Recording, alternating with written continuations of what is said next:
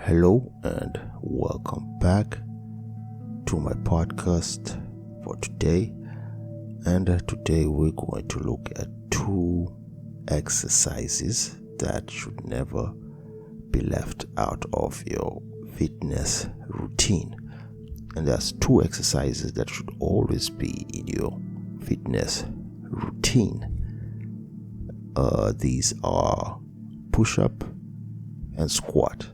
The push-up and squat. These are one of the most basic of exercises that you can get out there, right? That you can adapt and do. So one of the things that they're very much beginner friendly. Anyone can do them, any age, and you can also do them at any time, right? Very much beginner friendly. So if you're just starting out your exercise routines and embarking on that exercise and training journey, right, then you can always start with these two very basic routines, right? The push-up and the squat. So we're going to take a look at the benefits of each of these exercises and how we can progress them, and some things to consider when we are doing these exercises. So let's just jump right into it. So as a beginner, and if your focus is upper body strength, then the push-up in this case will be your best friend. Engaging with the push-up will have many benefits, right?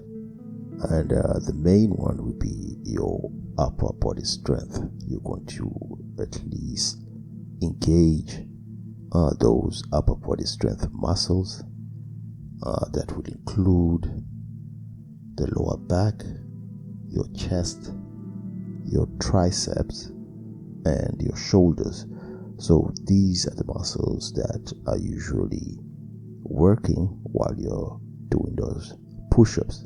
And while you are at that, remember you're also engaging your core. So those are your abs and your lower back, obviously. So once you're at that, that means that you are more likely to have a definition on your abs. You're getting strong with the core, and that's a very big benefit, because once you are able to strengthen your core, you have better stability.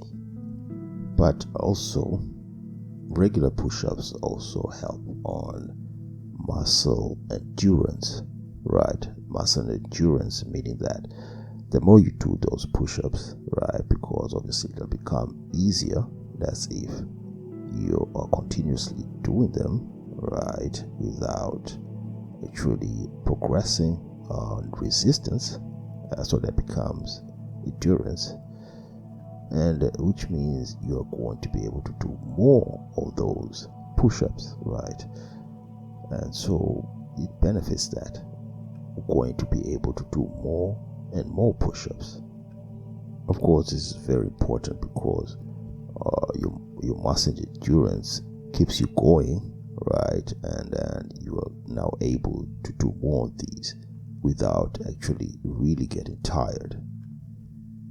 And yet another benefit to push-ups, right, is that if one of your goals is also to lose weight, right, and you engage in push-ups, then you're going to lose calories.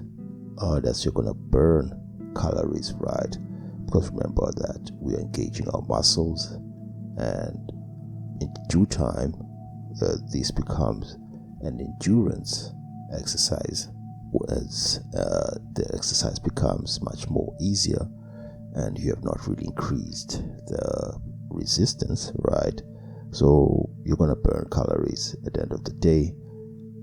This will benefit those who would like to lose weight as they add strength. Let's take a look at some important considerations when we embark on push-ups. One thing to consider is proper form. It's very important that we consider proper form in order to avoid injuries, especially the wrist, shoulders, and our lower back. Another consideration we should take heed of is the frequency of the push-ups that we do, how many times we do it a week. As a beginner, it's best, or I'd suggest that we start off with 2 to 3 times a week. If we're going to embark on push-ups, we may increase that in due time, but start out with 2 to 3 times a week, so you can allow yourself or enough time for recovery. And another consideration that we should take is progression. Now, for progression, we can actually try and progress to a much more challenging variation of a push-up, such as the incline or decline, or just a push-up with added resistance, such as a resistant bands or weight vest.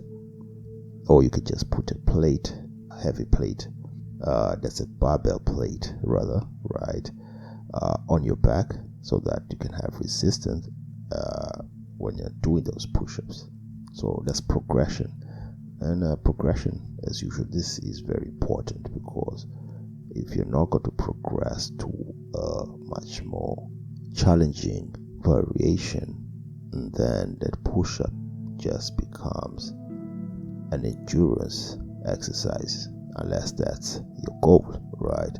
But if you want to progress and see much more muscles, right, then and strength, then you'll have to increase resistance or intensity of that push-ups. Now let's look at some variations of push-ups that we can do. You have the wide push-up, narrow push-up, the single leg push-up, also known as the spider push-up, the pike, the incline and the decline, and the archer push-up. So these are just some variation. There are other numerous variation of the push-ups that you can Google, but I just gave you a few that would actually benefit you and help you in progression, as if you want to make your push-ups much more challenging. Now let's look at another exercise, the squat.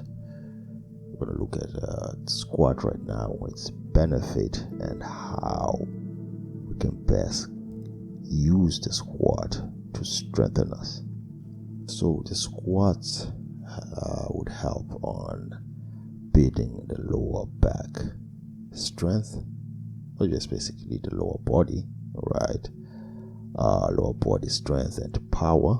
It also improves the core stability. Remember, we engage our core while squatting, which will also help in balance. Also, the squat enhances functional movements, so which means the squat could be very beneficial if you're an athlete or like engaging in other athletic sports. And so as you engage with the squat, right, you're actually going to be targeting mainly the legs, and the muscles that you'll be targeting in the legs are mainly the quads, but also you'll be hitting your hamstrings and your glutes. And as I mentioned, you're also going to engage your core. So you're going to strengthen your core muscles and in turn have better stability and balance.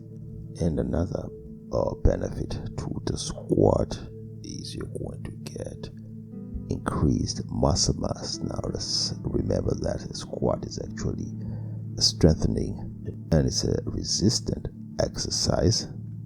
So with when you're engaging in this, it means that you're going to build muscles in your lower body, and this will lead to a much more toned and powerful physique. And let's take a look at other benefits, a few other benefits of the squat. Whilst embarking on the squat, you'll have a better posture.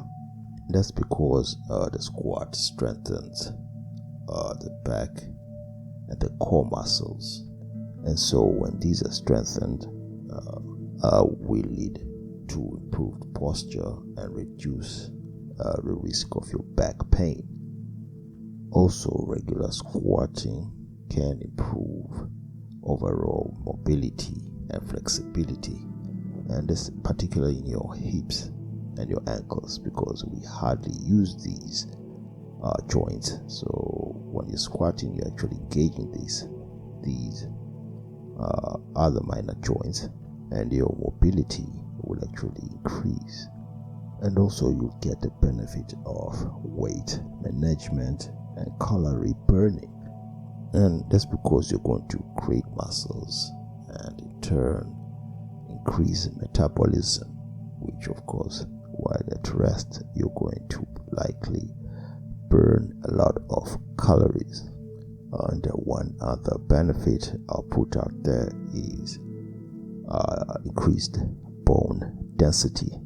Obviously, the resistance of the squat, as it is a resistant exercises, will increase your bone density, especially if you go heavy on the squat, right? If you use your barbell or your dumbbell or your kettlebells, right?